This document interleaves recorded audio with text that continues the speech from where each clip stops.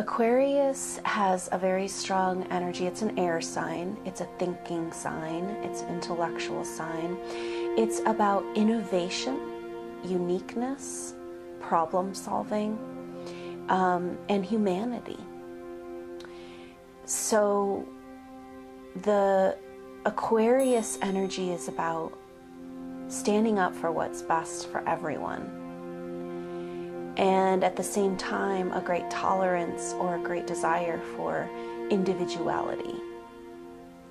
It's a very different energy coming out of the Piscean age, and we're literally being asked to completely remake ourselves in this time.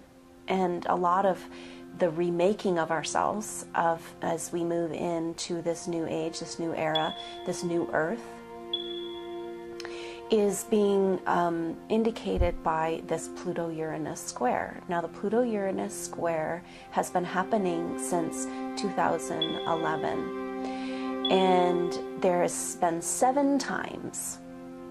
It's just amazingly magical sometimes to watch the planets and their pattern through the sky and to appreciate what they say in their story. It's almost like a play. These archetypal energies are just playing out in the sky, and the Pluto-Uranus square happens exact 7 times.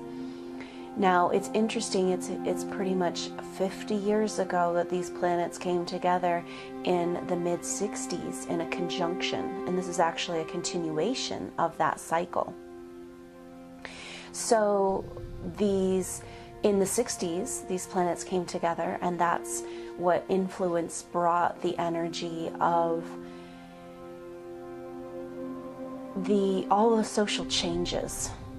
And in a way, it was kind of like a little glimpse. Those energies that came in at that time couldn't quite develop into their full potential. The timeline, what's happening right now is a very interesting thing going on, in that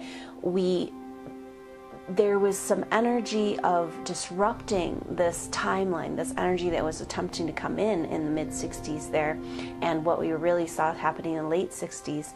And there was such a powerful movement for change that got very much thwarted by violence and the taking out of certain people, the taking out of certain musicians, the detonation of nuclear war or nuclear weapons. And what happened was that this divine timeline was trying to come in and land, and those things were disrupted that timeline. The timeline then didn't actually go away, and after 2012, the Kali Yuga, what they call the Shadow Yuga, which is a period of time that they call the Dark Age, ended on 2012, at the solstice on 2012.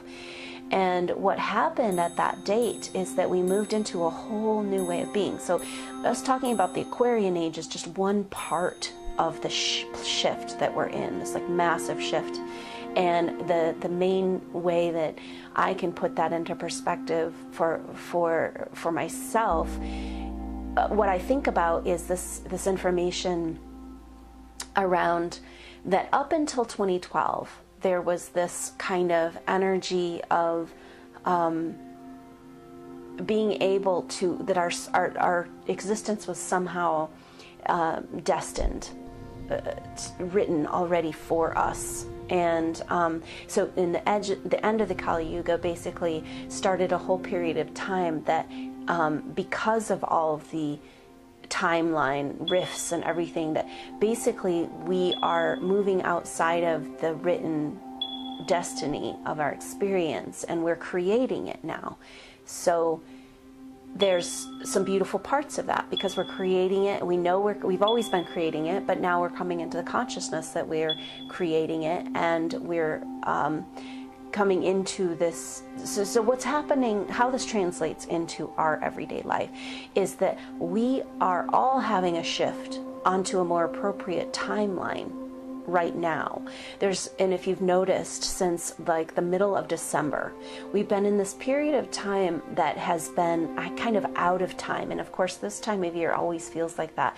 But we literally are having this massive shift in being able to step into a whole different reality existence in our lives. Like, we're walking along and there next to us is these parallel options. Science has proven to us that we live in this parallel reality universe of parallel universes, parallel lifetimes. Who knows what else is out there? We're just one tiny speck in this massiveness of all of the galaxies and star systems out there.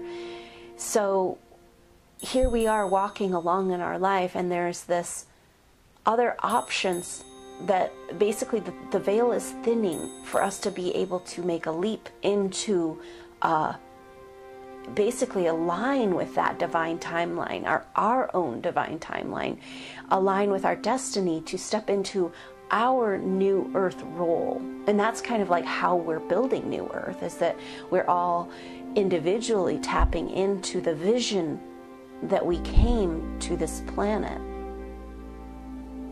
for, the vision that we hold for this lifetime, that the ultimate vision of what we wanted to create in this lifetime, in this most amazing, powerful time on the planet, where we're doing something that's never been done before.